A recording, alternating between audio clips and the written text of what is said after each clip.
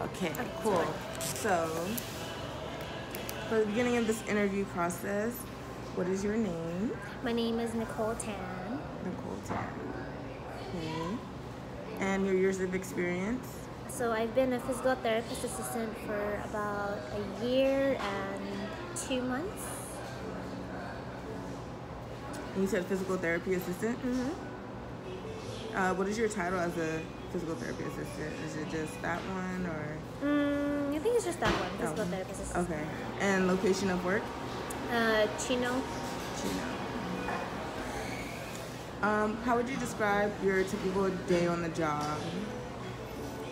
Like, So typical day at Trellis would consist of coming around 8 or 8:30 to work, getting the schedule, speaking to my director of rehab on any current events that's going on with any patients, definitely speaking to the nurses to see the status of the patient and to see if they're okay, and then usually just scheduling therapy sessions with each patient just to let them know that what time they should be ready by and what time they should expect therapy.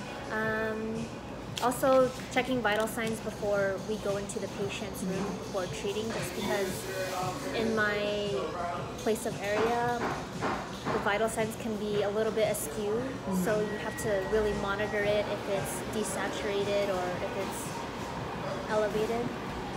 So that's probably one of the most important ones that we have to look out for. would you say you have to do any type of paperwork or? Yeah. So after each treatment, at the end of the day, we just have to document what we did in the session, how patients tolerate the session, if there's any conflicts between any exercises or if they're feeling a certain way. We just have to document each detail so that the insurance companies can look at it from their perspective and say, oh, is she progressing? Is she regressing? Do we need to add a little bit more time or send her to a different facility where she can benefit in a different way other than what our facility gives? So, do you have any times where you deal with insurance companies? Not most of the time. It's mostly, as a therapist assistant, we contact more of the DOR and the social services about that one. So let's just say if a patient refuses 3 therapy sessions in a row, we contact social services and then they'll contact the insurance.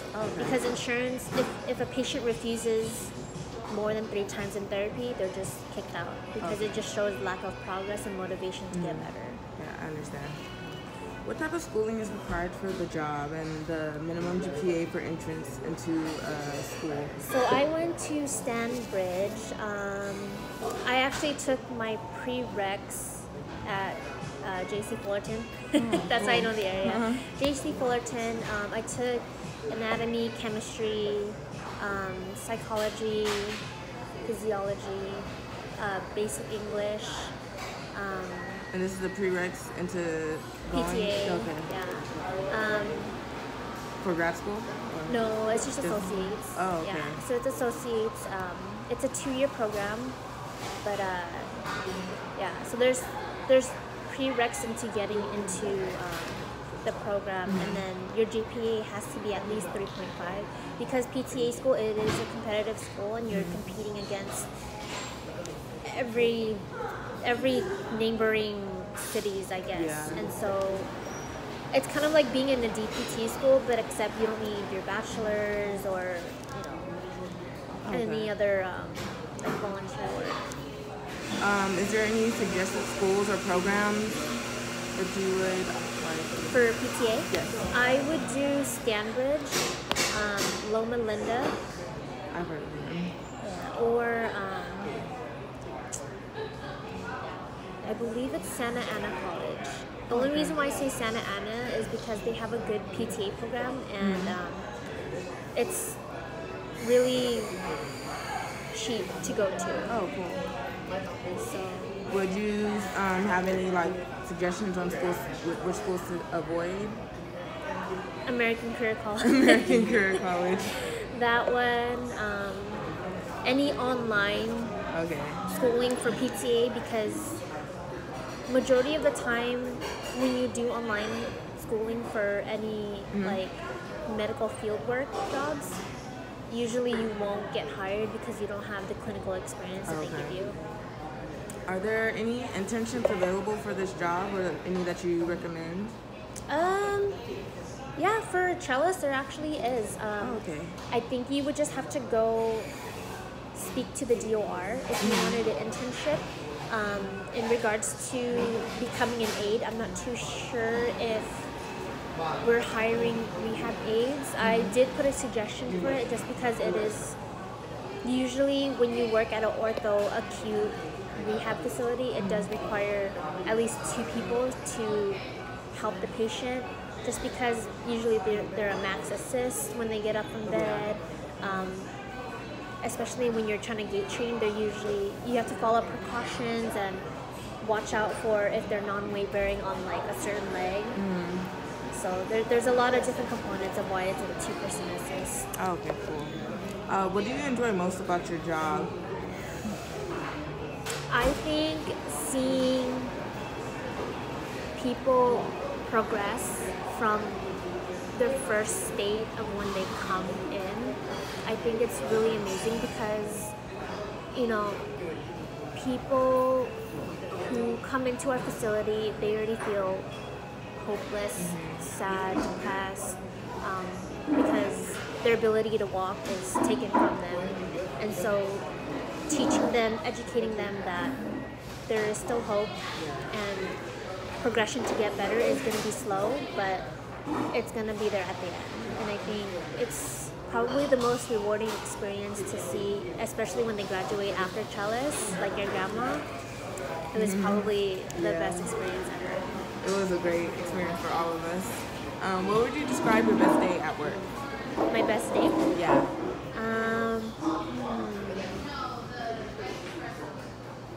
I think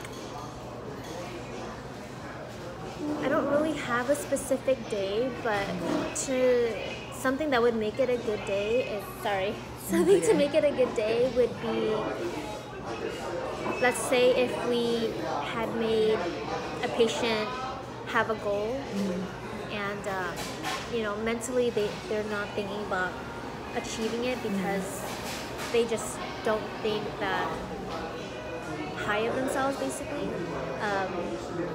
So kind of motivating them and pushing them a little bit makes my day. Oh, good. Because although therapy, we're not technically supposed to coddle or baby a patient, we're supposed to actually push them a little bit to their limits and kind of make them work a little bit harder.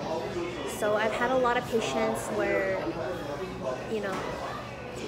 coddling is not the best way to make them progress, and you kind of have to make them see that and showing them a little bit of tough love at the same time, which is hard because most patients don't really get it, and the patients that we deal with are more elderly, so it's like a little bit of like a different perspective in their area. What do you enjoy least about your job? Probably the time. The time? Because when I say time, so we work an 8-hour day, and each patient has their own scheduled set time. So like, let's just say one person is 45 minutes, one person is 30 minutes, and another is 75. We are under productivity, so let's just say it's an 8-hour day. You have 7 hours and 30 minutes for your whole time schedule. You have to make sure that you get all the time and your productivity matches to your hours, because if it doesn't, then you get dinged on your part. But it's kind of tough because when you go to each patient's room, it takes time out of your day. And, if someone's not ready, it's going to take more time out of your day because if let's just say a patient refuses once in the morning, you have to go back twice in the afternoon to get it as three attempts for refusal. Okay. And then you also have documentation that you have to worry about, so that takes like another 30 minutes to do. So there's not enough time within the day to kind of fill everything out. Yeah. And if you don't mind sharing, what would you say is the starting salary for your position? So starting salary for my position is $36 An hour? Yeah. If you do home health, they start you off 65 to 70 an hour. You said home Home health. health. Yeah. Home health is where you go to the patient's house and then you do therapy in their own environment, considering that they can't leave their house. Yeah. So you come to them. For outpatient, I believe it's 28 an hour because it's not as demanding. The only reason why skilled nursing facility, 28, sorry. Skilled nursing facility they pay a little bit more because it's more demanding on the body. Oh, okay. Yeah. And if you were to go to college all over again, what classes would you feel are the most important for the job? I would say kinesiology. Make sure that you pay attention to the body mechanics and everything that kinesiology has to offer. If there's another kinesiology class higher than, was it the basic kinesiology? Isn't there like a higher one? I don't know. I'm not too sure. I haven't gone to school in a long time. I would say take all of the kinesiology classes, focus more on anatomy and physiology. And most importantly, take psychology. Oh, okay. Yeah, psychology is probably one of the most top important ones, I would have to say, because being in this field, I mean, you learn about psychology, but you don't necessarily take it seriously. But being in the medical field, you kind of see different mentalities and different, you see other people's perspective on things, and you kind of have to empathize and kind of see it from their view. So it's a little bit tough because, you know, learning about psychology, you don't know all the different diagnoses there is. There's so many, and I think it's just important to learn the gist of what you're getting into before you treat the patient. Yeah, because it's also not like, you know, not only dealing with physical therapy, there's also some mental therapy that has to be incorporated. Yeah. So it's a different approach to everybody. It's never the same. Yeah. Any suggestions for others going into this career who are currently in college? Be a rehab aide. Rehab aide. Be a rehab aide. I was a rehab aide for about, I want to say, 2.5 years at an outpatient setting, and honestly, it helped me so much because when I went into my clinical rotations for outpatient, you know, they already expected you to do all the exercises and, you know, learn why this exercise is good for that certain muscle. So learning that beforehand kind of gives you a boost because you're not, when you're in your clinical rotations, you don't need to relearn all of the exercises. You can just go from what you know and kind of build on that. Would you suggest someone in this field, like what to wear to an interview or on the first day of the job? I would wear black slacks. If we're being specific, black slacks. What is this? Like the collared shirt, and then like the blazer. There you go, okay. Blazer. No open-toed heels. Make sure that your toes are covered, not crusty. Make sure that your hair is done. Light makeup, no red lipstick. Fingernails are clean. Okay. What surprised you about your career once you started that you wish you knew before you began your career?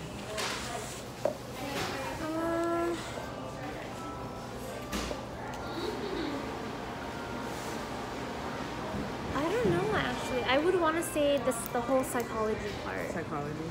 Because with with what I knew before, I kind of knew what I was getting into because you do have your clinical rotations, which they send you out to different parts like a hospital, skilled nursing, outpatient. So you kind of already know the gist of what you're getting into. But I think the mental part and the psychology part is what kind of still surprises me every day.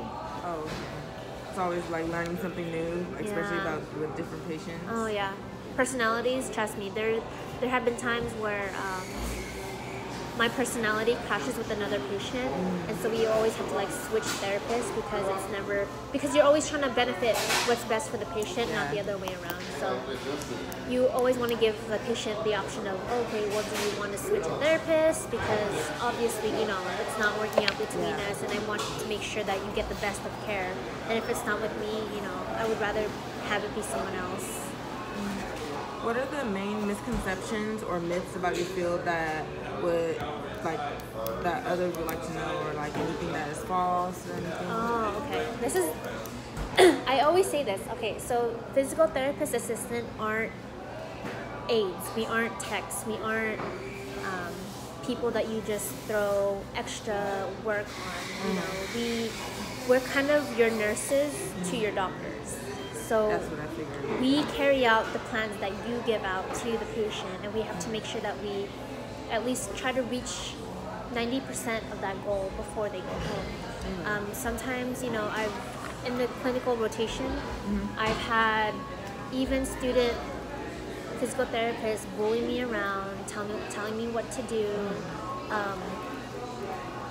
basically treating me like as if I'm an aide, but with a higher salary. And I'm like, no, it doesn't work that way. Like, we're practically equals at the facility. Yes, you may have a higher degree and higher standard or more documentation, but if you don't respect your assistants, your life will be so much harder, because again, we're like the nurses to your doctors. If you don't respect us, you can't have the same respect going to you. So what grad school did you graduate from? I graduated from again, as a grad school? Oh, I didn't go to. I'm currently in a school. Okay. Well, I'm in Cal State San Bernardino.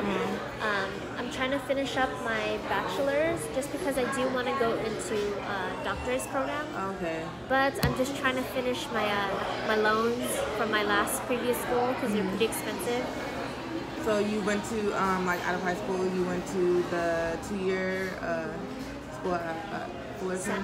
Oh yeah, so I went to JC Fullerton for 2 years, trying to finish my prereqs.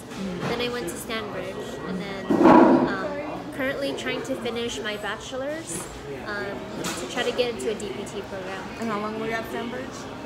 2 years. 2 years.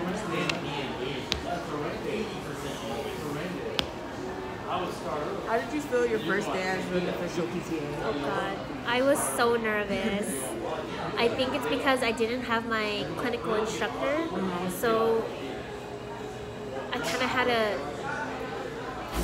not wing it, but like show more confidence in being. You knew you were, what you were doing. Oh my God, it was like so scary. I was like, oh my God, I'm gonna kill a patient. He's gonna die. Like I'm gonna break something. But no, it was actually like really nerve-wracking, but I have to give thanks to my boss, because remember how I told you I was working as a rehab aide for 2 years? That same boss hired me as his PTA. Oh, cool. So I was working at in an outpatient setting for like a good 5 months, and then I started working here. But I still work there per diem, so. And what made you want to become a PTA? Well, to tell you the truth, I didn't get into any Cal States because it was such an impacted program. So I needed another route into the therapy program, so I chose being a PTA. But I wasn't too stressed out about not having my bachelor's, not having my doctorates, because as long as I'm at least getting some type of experience, hands-on, and just being in the rehab world itself just makes a difference, because when I do go into my DPT program, I'll have more extensive knowledge on how to, do patient care, exercises, and all that stuff. Was there any like personal reasons you wanted to be a PTA? I think it was mostly due to money issues as well. So with that, it's bugging me. I can't even think. I was a server actually for, I want to say 4 years at Lucille's, and the money was not good enough. I needed money fast because family financial issues. So I think that was one of the reasons why I just wanted to go into PTA school instead of DPT, because I knew DPT would take about 6 years to accomplish, rather than just doing it all in two. But like looking back at it now, I'm kind of glad I did what I did, because I don't know if you heard this, but you don't really start maturing. I mean, you say that you're mature when you're like in your early 20s and like and stuff like that, but there's a part, I forgot where I learned this from. You actually learn more and you're more concentrated when you get older, because I think you just take it more seriously, and I feel like I'm that way because I was very immature back in the day. So I feel like me almost hitting maturity and almost being 30. Well, I'm 25 right now. I'm not almost 30, but being closer to 30, I'm more focused and more what is that term? More thankful of education. So I think when I do go into DPT school, I'll be more into it rather than just... You're like more ready now than you were like trying to do it in your early like years. in rush, and then like, because during my PTA program, there was a lot of young students, like 19, 18, very, very young. They graduated, passed, but they don't know jack. Like they just flew through PTA program, flew through all the classes, and now when when time comes to treat a patient, they don't know anything. Like they're just clueless.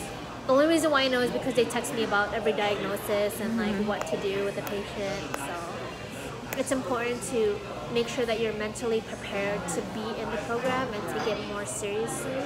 And it's not just about like learning all the classes and stuff. You literally have to know what to do when you get in that position to do it. The way that you'll get a more advantage is if you review all your classes before you go into your DPT school. So, because basically it's your foundation. I mean, they'll teach you what you need to know, but knowing the background of it helps a lot. And I would say just be humble at the process, and you're never too